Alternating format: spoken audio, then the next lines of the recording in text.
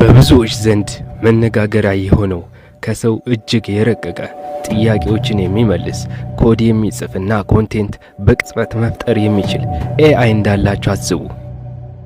እንኳን ወደ ቻት ጂፒቲ ዓለም በደህና መጡ። ይህ ኃይለኛ ኤአይ የተነደፈው ከዚህ በፊት ታይቶ በማይታወቅ መልኩ ችግሮችን እንዲፈቱ፣ አዲስ ነገር እንዲማሩና እንዲፈጥሩ ለመርዳት ነው። ራሴን አፍኜ ገድዬ ነበር። ስለሆነም በዚህ ቪዲዮ ቻት ጂፒቲ 5ን ጨዋታ ቀያሪ ያደርጉ የተለያዩ ፊቸሮች፣ የኤአይ ሞዴል ታሪክና ዝግመተ ለውጥ፣ ውጤታማና ተግባራዊ አጠቃቀም እናያለን።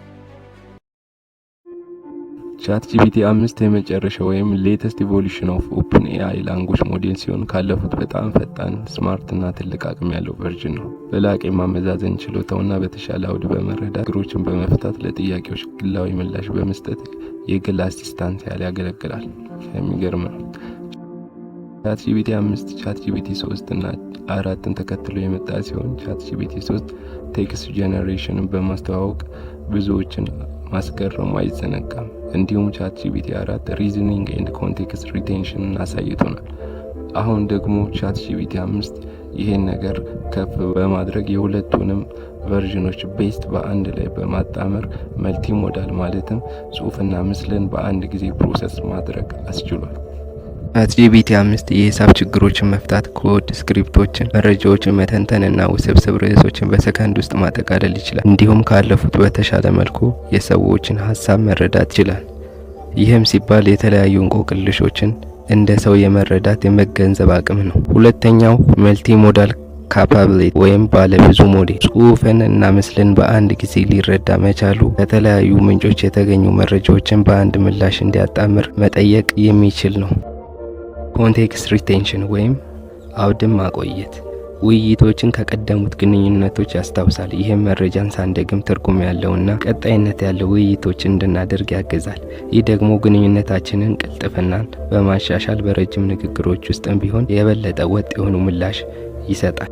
ሌላኛው ፐርሰናላይዝድ ሪስፖንስ ወይም ግላዊ ምላሽ ምላሾቹን በእኛ ጥያቄዎች ቃናና ዘይቤ መሰረት ያዘጋጅ የእኛን ፍላጎት የሚረዳ ረዳት ሆኖ እንዲሰማን ያደርጋል። ስለሆነም ቻት ጂፒቲ 5 የላቀ የማመዛዘን ባለብዙ ሞዴል፣ አውድ ማቆየት እና ግላዊ ምላሾችን በአንድ ላይ በማጣመር ለተጠቃሚ ምቹ የሆነ ኤአይ በመፍጠር ከመቼውም ጊዜ የበለጠ ውጤታማ በሆነ መንገድ ለመማር፣ ለመስራት እንዲሁም ይዘት ወይም ኮንቴንት ለመፍጠር እጅጉ ያግዛል።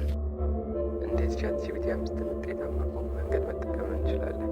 ዘ ቤተር ዘ ኢንፑት ዘ ስማርተር ዘ አውትፑት ማለትም በጣም ግልጽና ስፔሲፊክ የተብራራ ኢንፑት ወይም ቴክስት ከሰጠነው ጥሩ የሆነ ምላሽ ይሰጠናል። ስለሆነም ኢንፑቱን እጅግ በደንብ መጠንቀቅና ማስተካከል ያስፈልጋል ማለት ነው።